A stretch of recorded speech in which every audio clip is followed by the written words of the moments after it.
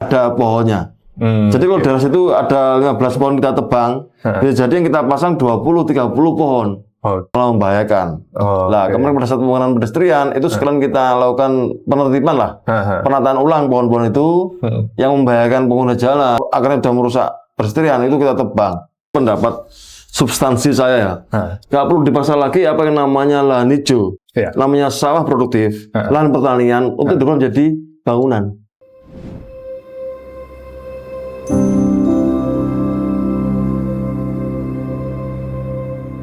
Salah satu elemen kunci yang menentukan masa depan sebuah kota adalah infrastrukturnya. Tanpa infrastruktur yang berkelanjutan, sebuah kota tidak bisa tumbuh. Tanpa perencanaan yang matang, alam bisa tergeser oleh pembangunan yang tidak terkendali. Disinilah peran penting Dinas Pekerjaan Umum dan Penataan Ruang (PUPR) hadir untuk memastikan bahwa setiap jalan yang dibangun, saluran drainase, serta setiap fasilitas publik yang diciptakan bukan hanya untuk memajukan pariwisata, tetapi juga menjadikan Kota Batu sebagai kota hijau, kota yang berkelanjutan untuk generasi mendatang. Sudah hadir bersama kita Kepala Dinas PUPR Kota Batu, Bapak Insinyur Alfi Nur Hidayat, STMT. Oke, selamat pagi Pak Alfi. Terima kasih karena sudah hadir di podcastnya Sam Hendy. Bagaimana kabarnya Pak? Selamat pagi, Alhamdulillah, baik Mas Hendy. Seger walaupun puasa gini tetap seger kayak Pak Alfi ini. Harus tetap seger. Padahal udah mobilitasnya tinggi ya. Iya. Sebelum sini dengan mobilitas tinggi kita harus pastikan kita tetap segar. Siap. Dan itu dari semangat. Benar. Sempat ngecek nih ya di pasar ya tadi Pak ya sebelum mampir ke podcast kita. Mendampingi Pak Sekda sama Pak Wali kita melakukan operasi pasar. Oke, buat persiapan Idul Fitri ya. Oke. Pak Alfi boleh nggak diceritain sedikit perjalanan karirnya Pak Alfi sampai sekarang menjadi Kepala Dinas PUPR? Mungkin banyak yang belum tahu nih. Boleh cerita dikit-dikit lah. Iya. Saya mulai berkarir di PUPR, ya mulai dari staf. Dari pangkatan staf awal dulu kami di PUPR. Ketika Kota Batu menjadi kota otonom, dan menjadi kota administrasi tersendiri. Iya, 2010 ya. 2001. 2001 ya, sorry. Ya. Kami menjadi ASN atau PNS pemerintah Kota Batu. Pada saat Batu mulai berdiri dulu. Dan angkatan pertama kami jadi staf di Dinas Kipraswil pada saat itu namanya. Kemudian kita sempat sampai 2005, 2006, 2007 dan kita sempat mendapatkan penugasan tugas belajar dari Kementerian PUPR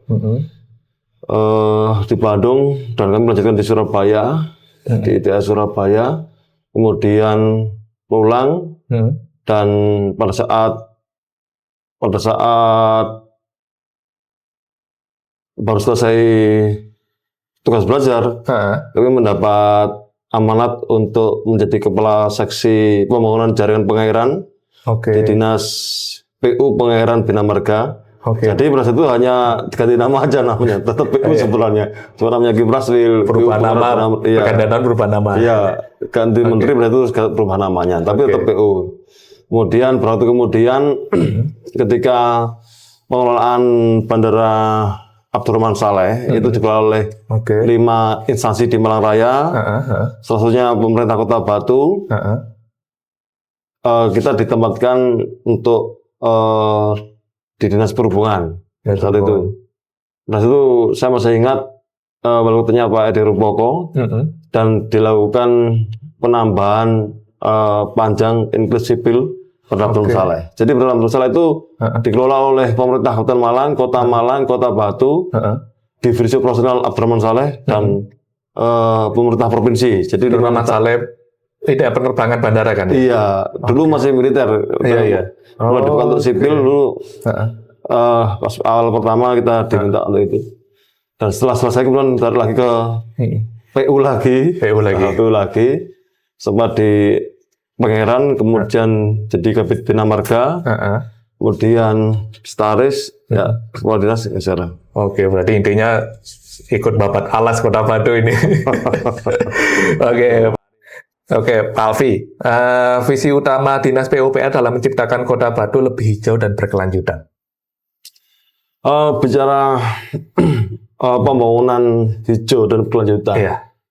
Jadi secara prinsip apa yang kita lakukan, pembangunan yang kita lakukan, infrastruktur yang kita lakukan, pembangunan infrastruktur yang kita lakukan, sejatinya kita tetap mengutamakan lingkungan. Oke. Mendukung lingkungan. Karena Kota Batu itu sendiri kan secara kalau kita lihat secara geografis. Ya, geografis dan secara geohistoris. Kita tuh pernah menjadi bagian dari Kabupaten Malang. Salah satu kecamatan Kabupaten Malang yang kemudian dimekarkan menjadi sebuah kota otonom, dan kota otonom ini dideklarasikan sebagai kota wisata. Namanya kota wisata, pasti akan bagaimana kita mendatangkan tamu, gitu kan? Wisatawan datang ke Kota Batu.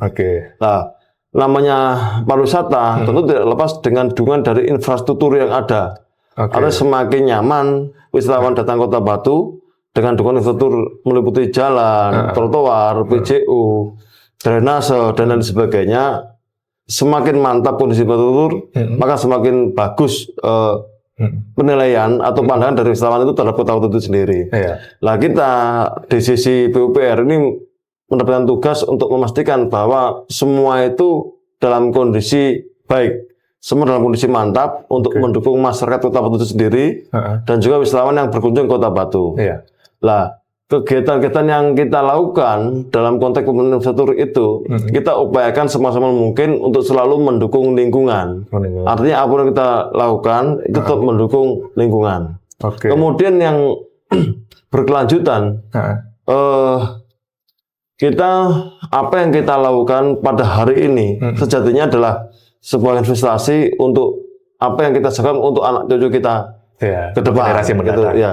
Jadi apapun yang kita lakukan tetap berkelanjutan. Gitu. Berarti program dan kebijakan utama Kota Batu ini kan sebuah kota yang kecil ya, kecil tapi cantik gitu. Jadi banyak yang mau datang ke sini gitu. Kita ada 3 kecamatan. Dan kalau kita perhatikan bersama-sama, di saat musim libur, baik weekend maupun long weekend, apalagi libur Lebaran, Tahun Baru itu, pasti kan padat banget, pasti macet gitu. Masalah kita hari ini adalah selain sampah, itu juga kemacetan. Gitu. Itu yang kita petakan. Kemacetan ini coba kita intervensi dengan kita membuka beberapa ruas alternatif baru. Jadi biar kendaraan tidak menumpuk di tengah kota, yang akhirnya ketika terjadi kemacetan ini sebenarnya menjadi sebuah hal yang tidak produktif. Baik masyarakat mau keluar rumah juga sulit, mau mobilitas, mau gerak ke sana juga sulit. Termasuk juga dari pelaku wisata, yang harusnya yang bisa masuk ke wisata itu bisa lebih banyak lagi, tapi sebagian wisatawan tertahan di jalan, akhirnya nggak bisa masuk gitu. Nah, ini kita upayakan kita membuat beberapa jalan tembus pada saat itu, Mas Hendy. Jalan tembus yang sudah kita bangun ada beberapa, di antaranya seperti jalan tembus sisir Mananrejo, kemudian sisir Temas, Songgo, Kerto, Sumberjo, Sumberjo Ngaglik, Sumberjo sisir, termasuk di ruas Dadarejo, Jonrejo. Lah, beberapa jalan-jalan tembus ini memang awalnya adalah jalan setapak, 1 meter, 2 meter seperti itu. Yang nggak bisa berpapasan berarti, Pak? Nggak bisa, itu hanya untuk mengangkut hasil pertanian penduduk pada saat itu. Kemudian kita lebarkan, ada yang sampai 12 meter, 15 meter, bahkan ada beberapa yang sampai 25 meter.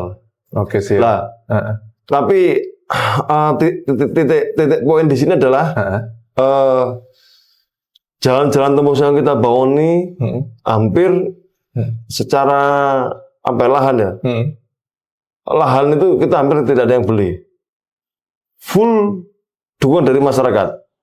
Jadi jalan tembus yang kita bangun itu hampir semuanya itu adalah dukungan dari masyarakat Kota Batu.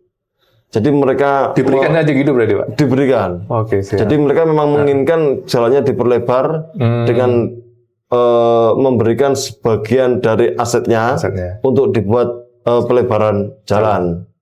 Jadi jalan yang awalnya 2 meter itu sekarang menjadi 7 meter, 8 meter, ada yang 15 meter. Itu dari masyarakat. Jadi dukungan masyarakat memang sudah luar biasa. Ini poinnya di situ. Jadi masyarakat Kota Batu sangat luar biasa. Dan kita sangat hormat sekali, apresiasi sekali atas apa yang dilakukan oleh masyarakat Kota Batu ini dalam melakukan dukungan kepada pemerintah. Khususnya dan kepada seluruh masyarakat atau saudara-saudara lainnya itu umumnya. Tapi dengar-dengar juga ada tol nih ya, bakal ada tol baru ke Panjen Kota Batu langsung ya? Lewat Jalibar atau apa? Yang menjadi pembahasan di tingkat provinsi kemarin itu jalan tembus bebas hambatan itu dari Sukorejo, Batu, tembus Kediri, Subagri.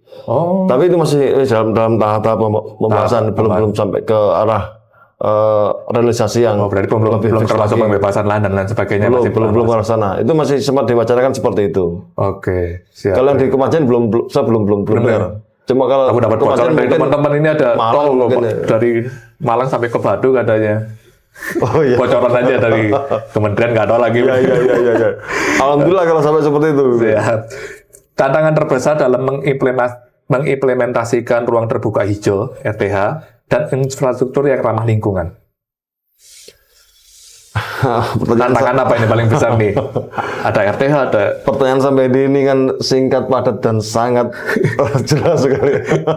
Mantap sekali. Jadi ketika kita melakukan pembangunan ini kan sebagian sudah dilakukan pembangunan, Mas. Siap. Jadi kalau saya sampaikan tadi di awal, secara geohistoris Batu adalah bagian dari Kabupaten Malang, Kecamatan Kabupaten Malang, yang kemudian menjadi sebuah kota. Jadi ada beberapa infrastruktur dan juga pola-pola pembangunan dari masyarakat itu sendiri.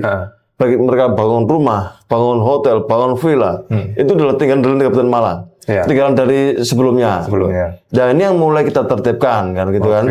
Artinya sesuai dengan Perda RW 7 tahun 2022 yang perbaruan atau revisi dari Perda 7 tahun 2011 tentang rencana tata ruang wilayah. Maka pola-pola peruntukan ruang ini sejatinya memang harus betul-betul ditaati oleh semuanya. Bahkan ketika ada pelanggaran-pelanggaran itu harus segera menyesuaikan dengan Perda RT/RW yang ada. Lah oleh karena itu kita step by step ini, jadi step by step menertibkan yang lama dan juga menertibkan yang baru. Dalam artian yang lama itu coba kita abaikan. Meskipun sudah ada katakanlah di situ ada yang kurang pas, itu gimana bangunan itu tersebut tidak sampai menjadi pelanggaran yang serius gitu. Karena setiap pelanggaran tata ruang apapun itu bentuknya, itu akan berimbas pada dampak yang lebih luas dan serius. Contohnya adalah luberan air. Karena luapan ada penyempitan jalan mungkin ya itu. Benar. Luapan-luapan air itu adalah sebenarnya kode-kode alam aja dari kita, dari alam kepada kita. Gitu. Artinya di Batu ini dengan topografi yang berbukit dan bergunung ini ada beberapa natural drainage, saluran-saluran alam ya, yang kelihatannya ini kok nggak berfungsi pada saat musim kemarau. Padahal itu saluran itu dibentuk oleh alam untuk pematusan air, untuk mengalirkan air pada saat musim hujan. Dia morfologinya, tipikalnya itu dibentuk oleh alam, kapasitas tampang dan tampungnya. Dimensinya itu Mas, itu dibentuk oleh alam. Jadi dia sesuai dengan kebutuhannya, dia mengalirkan air.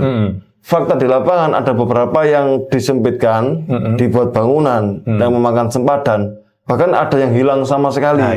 Ya dibuat bangunan, diuruk dan sebagainya. Dan itulah kemudian air ketika jatuh, presipitasi dari siklus hidrologi itu, presipitasi itu hujan yang turun ke bumi. Ya, di atas gunung-gunung ini, dataran tinggi ini, mau turun ke bawah ini, loh mana saluran udah nggak ada. Akhirnya dia lewat jalan-jalan yang kodrat air itu menjadi terendah gitu kan. Dia mencari titik terendah, bisa lewat trotoar, bisa lewat antar rumah penduduk, bisa lewat jalan-jalan. Ya akhirnya ya terjadi luberan yang makanya teman-temanku di luar kota juga nanya, Batu kok banjir sih? Itu, padahal kan di atas katanya. Itu kan, dengan dikit-dikit berapa kok bisa banjir gitu? Secara kelaziman itu akan menjadi hal yang lucu. Tapi kalau sempat dipertanyakan kenapa secara, gitu. Ilmu hidrologi ini nggak lucu sebenarnya. Dalam artian nggak lucu, ya ini kode alam. Artinya ada hal yang ada hal yang gitu violence di sana ya, pelanggaran di sana yang harus segera kita tertibkan. Nah kita bersama teman-teman tim dari PUPR yang membidangi penataan ruang, kita coba cermati semuanya itu. Termasuk teman-teman yang di bidang pengairan, kita minta untuk cermati semuanya itu, berikan teguran, datangi, berikan penjelasan, dijak komunikasi yang bagus lah. Karena apa? Dampak pembangunan apapun itu, jika itu melanggar peruntukan tata ruang, itu akan berdampak yang luas dan serius pada saudara kita. Dan nggak lucu. Tadi itu saya sampaikan nggak lucu sekali kalau Batu sampai banjir itu nggak lucu. Berarti misalnya kalau yang sudah terlanjur nih, misalnya bangunan-bangunan lama nih, terlanjur termasuk gorong-gorongnya dipersempit atau gimana gitu, solusinya gimana? Dibongkar lagi atau gimana? Khusus di drainasenya itu? Ya, jadi kita akan kembalikan ke fungsi drainase itu sendiri. Kalau memang itu bisa katakanlah dialihkan dan dibuat drainase yang baru, dengan konversi atas drainase yang sudah dilanggar tadi, mungkin itu akan dilakukan. Tapi kalau sudah nggak ada lagi, ya maka harus dilakukan pembongkaran. Itu mau nggak mau pembongkaran daripada berdampak yang lebih luas terus tadi. Berdampak pada seluruh kota. Memang itu hal yang pahit sebenarnya kan, tapi harus dilakukan karena ini agar semua orang mengembalikan fungsi dari drainase, fungsi dari saluran itu sendiri. Berarti kalau sekarang untuk yang bangunan baru kan ada katanya perlu infrastruktur yang ramah lingkungan gitu. Kira-kira. Kalau maksudnya gimana sih menurut Pak Alfi ini infrastruktur yang ramah lingkungan itu seperti gimana? Ya ramah lingkungan itu berarti harus ramah terhadap semuanya. Mungkin pakai atap hijau, maksudnya pakai taman hujan, atap hijau atau pengelolaan limbah padat gimana? Ya, ramah lingkungan artinya harus ya ramah terhadap semuanya, terhadap lingkungan dan manusianya itu sendiri. Kita tuh di PUPR ada 3 bidang ya, bidang sumber daya air, bidang pengairan itu, bidang marga dan bidang tata ruang. Bidang sumber daya air mengurusi tentang keairan, ya irigasi, saluran irigasi dari primer, sekunder, itu urusan kita. Yang memastikan asupan aliran air untuk sawah-sawah teknis itu, suplai untuk sawah teknis itu lancar itu di bidang pengairan. Kemudian bidang marga itu yang mengampu jalan, jembatan, trotoar, drainase itu. Kemudian di bidang penata ruang yang mengatur tata ruang di Kota Batu plus PJU yang penataan jalan umum. Yang dimaksud dengan pembangunan ramah lingkungan tentu adalah pembangunan yang ramah terhadap lingkungan dan manusia itu sendiri. Artinya kita tidak menggunakan bahan-bahan material yang kemudian itu merusak lingkungan itu sendiri dan tidak memasang bahan-bahan material yang justru itu membahayakan oleh pengguna jalan itu sendiri.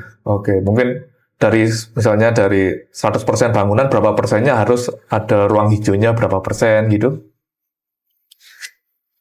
Apakah bebas full bangunan gitu boleh gitu? Kalau itu cenderung ke gedung ya, ke gedung ya. Kita di otoritas jalan. Di otoritas jalan. Jalan, pengairan dan PJU. Mungkin lebih tepatnya ke gedung untuk perumahan itu. Perumahan ya. Siap. Tapi kita upayakan juga Mas, jadi kita akan mendukung penelitian kita juga itu. Kemarin sempat kita lakukan ya, pembangunan pedestrian itu kita mengorbankan beberapa tegaan, beberapa kayu itu. Sebenarnya itu kita tidak asal tebang aja. Sudah kita hitung semuanya dan kita kembalikan ke semula. Artinya yang kita tebang itu betul-betul pohon yang itu merusak pedestrian dan juga akarnya timbul sampai di jalan. Iya sempat baca juga. Kita berpikir pertimbangan kita adalah kalau akarnya itu merusak jalan, tentu jalan akan melakukan lendutan. Dan gundukan itu kemudian akan membahayakan pengguna jalan. Kita nggak bisa membahayakan kalau tiba-tiba kita, adik kita atau masyarakat Itu kemudian naik motor, kemudian tiba-tiba ada kayak polisi tidur karena akar jalan itu kemudian jatuh, itu kan malah membahayakan. Kemarin pada saat pembangunan pedestrian itu sekalian kita lakukan penertiban lah, penataan ulang pohon-pohon itu yang membahayakan pengguna jalan, yang sudah merusak, akarnya sudah merusak pedestrian, itu kita tebang dan kita ganti baru dengan vegetasi pohon-pohon yang ramah terhadap pengguna jalan. Oke, berarti saya juga harus mendengar dari dua sisi ya. Sebabnya kemarin dari teman LSM juga ada yang bilang, oh itu pohon-pohon udah besar dipotongin semua, itu gimana sih? Ya itu memang harus kita ambil langkah seperti itu. Iya, jadi kan dari sisi PUPR kita juga ada tahu gitu. Secara prinsip kita sebenarnya melakukan pembangunan jalan, pembangunan pedestrian, jembatan dan lain sebagainya itu kita nggak mau mengobrol pohon. Gitu.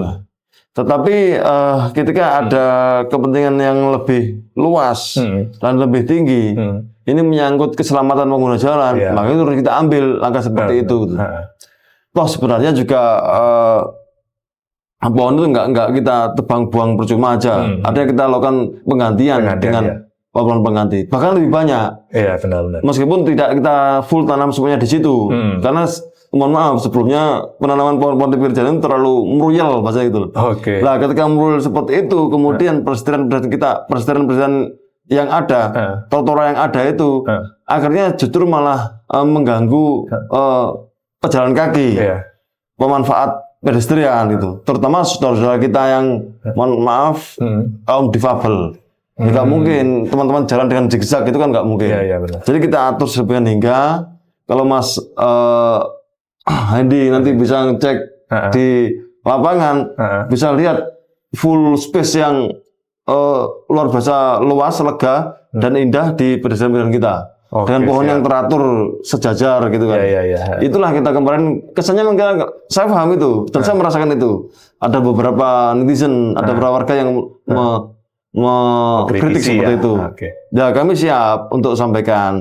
Jadi yang kita tanam ulang itu tidak hanya di tempat situ, tapi juga di tempat lain yang nggak ada pohonnya.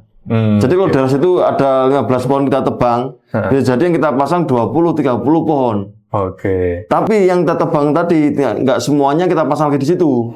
Jadi yang tadinya di ruas itu ada 15 pohon, bisa jadi kita pasang 10 pohon. Kenapa? Yang awalnya itu zigzag gitu loh. Jadi kita atur sedemikian hingga sekarang agak lebih lega. Supaya estetiknya dapat ketika orang jalan gitu. Kita ini kota wisata, jadi harus cantik. Apa-apa yang udah gampang dilihat. Pokoknya bisa buat foto sosial media. Apalagi di jalan-jalan protokol seperti itu. Benar-benar. Nah, kemarin saya sempat baca yang di RPJMD-nya Kota Batu 2025-2030. Ada 3 pilar dan salah satunya yaitu mengembangkan ekonomi berbasis agrokreatif dengan dukungan infrastruktur integratif dan berwawasan lingkungan. Mungkin Pak Afri bisa bantu jelasin apa sih infrastruktur integratif dan berwawasan lingkungan dan kira-kira penerapannya kayak gimana nanti ke depannya? Batu ini kecil sebenarnya. Dalam arti dari sisi wilayah ya. Oleh karena integratif itu adalah terintegrasi antara satu dengan titik yang lainnya. Nut-nut terintegrasi. Terintegratif artinya dia bisa mendukung, layanannya bisa mendukung semuanya. Terintegrasi dengan semuanya. Entah untuk sektor ekonomi, mobilitas penduduk, atau mobilitas wisatawan ke destinasi-destinasi wisata. Juga termasuk mobilitas perekonomian tadi ke titik lahan pertanian produktif masyarakat. Lah kemarin ini yang kita bangun, beberapa infrastruktur kita bangun ini sudah kelihatan sekali, ini sangat menunjang perekonomian masyarakat dari sisi untuk mobilisasi hasil pertanian. Yang awalnya dulu tuh jalan setapak 1 meter 2 meter, sekarang jadi 12 meter 15 meter itu. Kita itu kadang pagi-pagi lihat di Sisir Panorjo, di Sumerjo, lihat masyarakat mengangkut hasil pertanian dan menggunakan apa yang sudah kita bangun, menggunakan jalan atau infrastruktur yang sudah kita bangun. Kita tuh ikut ikut bahagia, ikut senang, berarti itu dimanfaatkan. Saya kira integratifnya seperti itu. Artinya bisa dimanfaatkan oleh semuanya loh. Terkoneksi ke semua titik sektor-sektor kehidupan di Kota Batu ini. Siap. Sekarang bagaimana strategi mengatasi keterbatasan lahan dan konflik kepentingan pembangunan, Pak? Wah, ini Bapaknya ini memang sangat bagus banget.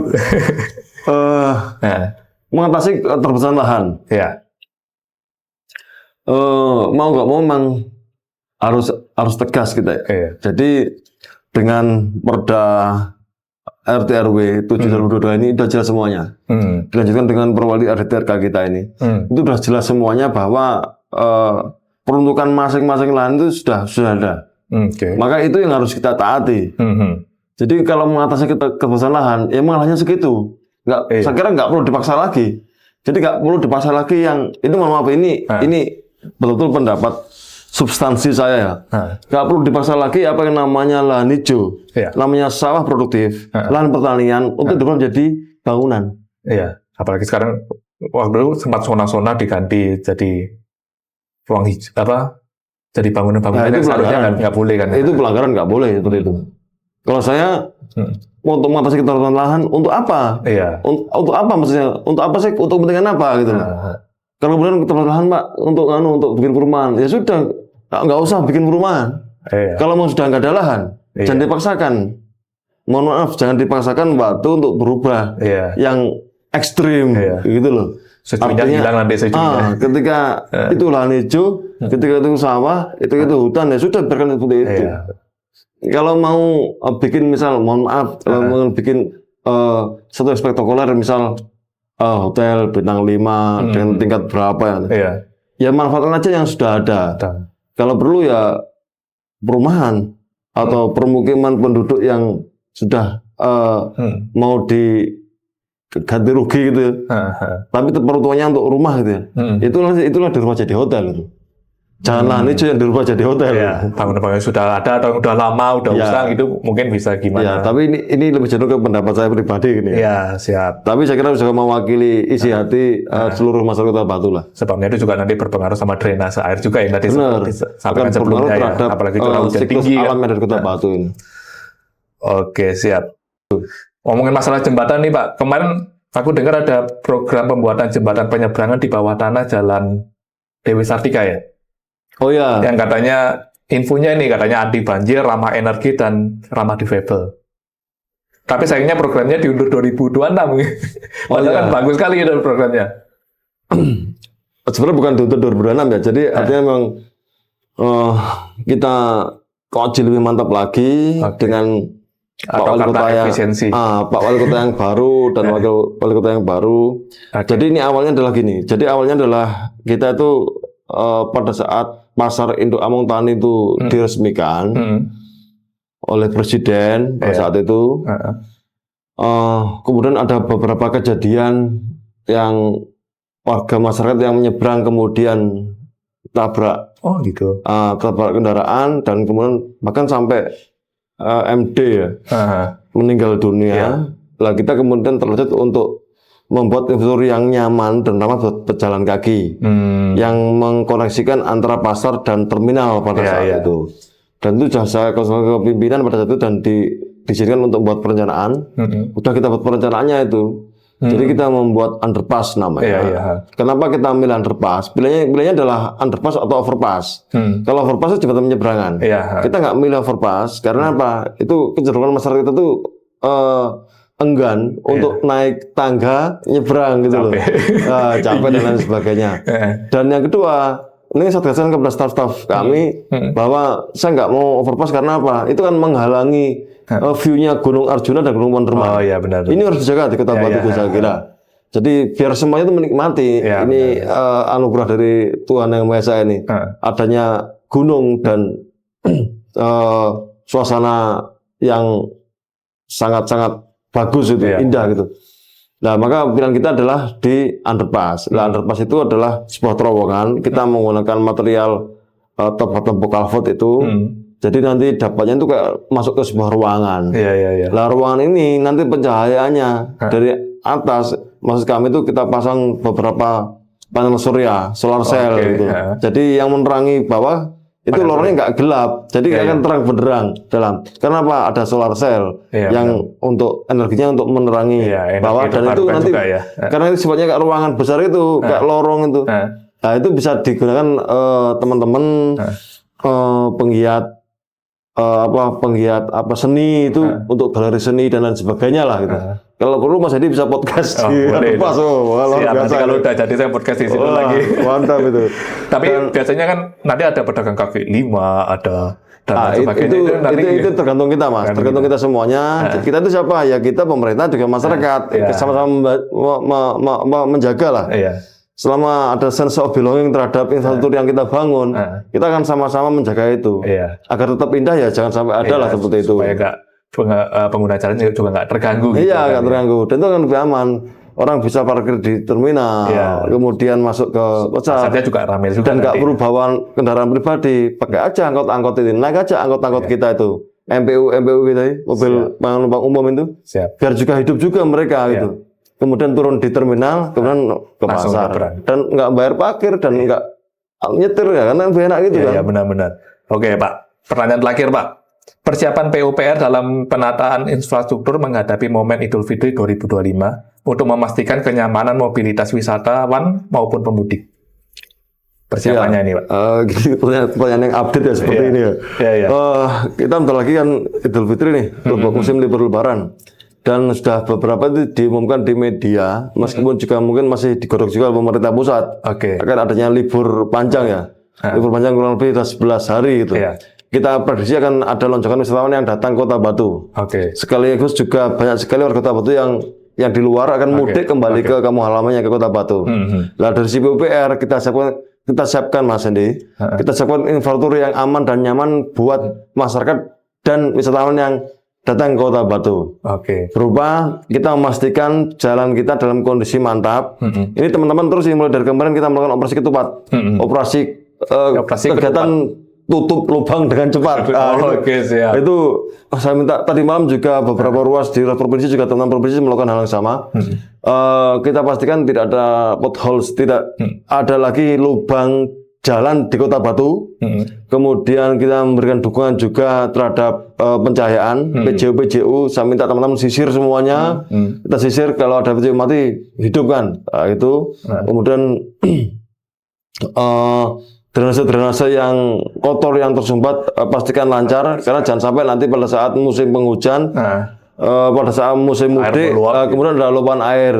Ya meskipun kita ikhtiar itu harus semuanya terintegrasi, perlu dukungan semuanya, jangan sampai kita bersih-bersih teman masyarakat masih buang sampah sembarangan itu. Jadi masalah potensi banjir. Ya itu yang kita siapkan seperti itu. Berarti intinya sudah siap ya Pak menyambut lonjakan wisatawan ya ini. Siap, masyarakat Kota Batu dan wisatawan yang berkunjung ke Kota Batu jangan pernah takut berkunjung ke Kota Batu. Kita pastikan infrastruktur jalan kita aman dan nyaman buat semuanya. Siap Pak. Ini sekarang ada menjawab pertanyaan netizen nih Pak. Mereka ingin langsung dijawab oleh Pak Alfi. Dan mungkin kita ambil 3 saja ya yang beruntung Pak. Yang pertama dari Ganggang Rasmi 4. Bagaimana pemerintah menjaga keseimbangan antara komersialisasi dan fungsi sosial ruang publik? Bagaimana pemerintah menjaga keseimbangan antara komersialisasi dan fungsi sosial ruang publik? Nah, kurang jelas nggak? Yang kita pastikan adalah kita menjaga keseimbangan di antara dua-duanya itu ya. Jadi kalau kita bicara komersialisasi, tentu ini berkaitan dengan bagaimana pelaku usaha melakukan usaha di Kota Batu. Kita harus ingat juga bahwa ketika pelaku usaha itu berusaha di Kota Batu, ini bagaimana kemudian dia memberikan dampak yang positif, produktif pada masyarakat Kota Batu. Entah itu tenaga kerjanya, entah itu pajaknya dan lain sebagainya. Kemudian keseimbangan antara fungsi sosial ruang publik ini harus kita jaga bersama, bahwa jangan sampai fungsi sosial ruang publik ini tergadaikan dengan adanya komersialisasi tadi itu. Jadi ya tentu kita berkomitmen untuk senantiasa menjaga keseimbangan dua sektor itu, sektor komersial dan sektor ruang publik. Siap. Pertanyaan selanjutnya dari Aman Bay 78068. Bagaimana PUPR memastikan trotoar, jalan, dan fasilitas umum ramah pejalan kaki dan wisatawan? Bagaimana PUPR memastikan trotoar atau pedestrian jalan dan fasilitas umum ramah pejalan kaki dan wisatawan? Ini tidak hanya komitmen yang saya sampaikan saat ini. Tapi sudah mulai kita implementasikan beberapa tahun kemarin. Jadi kita mencanangkan Batu ini betul surganya pejalan kaki. Maka kemarin kita melakukan revitalisasi beberapa pedestrian atau trotoar yang ada di Kota Batu, meliputi kapasitas tampangnya, termasuk dengan teknologinya dan juga perkerasannya. Artinya yang kemarin itu trotoar cuma 1 meter, itu kita jadikan ada yang 1,5 meter, 2 meter, 3 meter, gitu kan. Kita perluas. Di situ kita tata ulang pepohonannya, kita tata ulang drainasenya. Artinya drainase di bawahnya itu yang semula menggunakan material batu kali, itu kita ganti dengan precast. Kita gunakan box culvert. Dan kapasitas tampang dan tampung drainase itu, saluran itu kita perbesar. Dari ada yang 30, 40, 60 cm kita jadikan 80 cm. Bahkan ada yang lebih, ada 1 meter, 2 meter. Seperti di penangkalan sisir itu kita perbesar lagi. Kemudian perkerasannya yang sebelumnya menggunakan keramik, paving, granit, batu alam, itu kita ganti semuanya dengan konkrit stem. Stem konkrit itu beton K400 dengan lapisan beton bermotif. Itu pertama itu lebih kuat, aplikasinya lebih mudah, dan pemeliharaannya lebih mudah. Karena kalau rusak tinggal kita melakukan mixing dari beton karakteristik yang sama dan kita aplikasikan langsung di lapangan bisa. Tapi kalau dulu menggunakan keramik, menggunakan paving, menggunakan granit, batu alam, kalau rusak kadang udah nggak ada tokonya itu. Karena itu. Siap. Jadi kecepatan dalam kita pastikan itu ramah pejalan kaki. Tadi kita tata ulang pepohonannya, kita perlebar, termasuk tidak hanya pejalan kaki, termasuk kaum difabel. Misalnya yang difabel, saudara kita yang difabel bisa menggunakan dengan nyaman. Antar sambungannya, lekuannya lebih landai, terus kemudian ada guiding block dan lain sebagainya.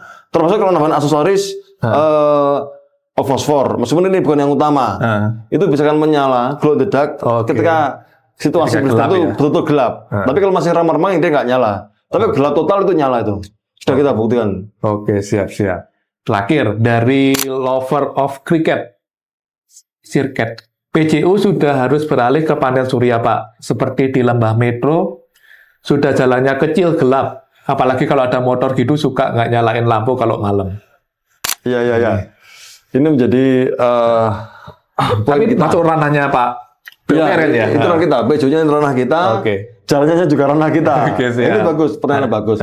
PJU sudah harus beralih ke panel surya, Pak. Seperti di Lembah Metro, udah jalannya kecil, gelap. Apalagi kalau ada motor gitu suka gak nyalain lampu kalau malam. Saya sempat baca ini dan tadi sudah saya sampaikan ke staf kami, staf PJU, untuk melakukan penyisiran tadi itu, termasuk di Lembah Metro. Tapi konsentrasi kita, padahal jalan ini gelap. Kenapa gelap? Bisa jadi iluminasi, lampunya kurang terang atau mati. Masih minta diganti. Apalagi kalau nggak salah kanan kirinya itu masih sawah-sawah ya, ada pembatasnya. Jadi itu diganti dengan lampu yang wattnya lebih besar. Dan kalau mati diganti. Tapi kalau kemudian beralih ke panel surya, ini masih kita pertimbangkan lagi. Karena apa? Kenapa, Pak? Panel surya itu investasinya untuk spek yang bagus itu masih mahal, masih tinggi, dan pemeliharaannya juga mahal, nggak murah ini. Dan kemudian operasionalnya juga. Kan panel surya sekarang ada yang langsung dari lampunya di atasnya langsung nempel panel suryanya dulu. Ya, ada panel surya terus ada akinya itu. Dan itu keawetannya kita sudah pernah coba itu karena ada istilahnya reses dari DPR RI pada itu. Ada sumbangan lah yang di beberapa titik itu dipasang seperti itu. Dan sekarang kondisi sudah rusak semuanya. Oh gitu. Itu kan yang lama mungkin yang terpisah itu Pak, yang ada panelnya sendiri terus ada lampunya sendiri gitu. Kalau sekarang yang baru kan udah ada lampu. Panelnya itu langsung gabung sama lampunya gitu, jadi lebih ringkes dan memang lebih ringkes dan lebih mahal saya kira tuh. Tapi kita menjadi pertimbangan. Jadi bisa jadi kita masih terus menghitung ini. Teman-teman saya minta mengkaji, ini usulan bagus, mengkaji. Ini kalau memang itu bisa ke panel surya semuanya dan investasinya lebih murah, saya kira juga artinya kita nggak bayar lagi tagihan listrik bulanan ke PLN itu. Kabel-kabel listriknya sudah nggak semrawut lagi kan, ada kabel lagi listrik juga. Ada kabel-kabel yang semrawut itu nggak ada lagi. Ya ini masih kita kaji terus ini. Boleh Pak, di jalanan rumahku juga bisa coba di uji coba Pak. Oh siap. Sama tadi. Oke. Ya.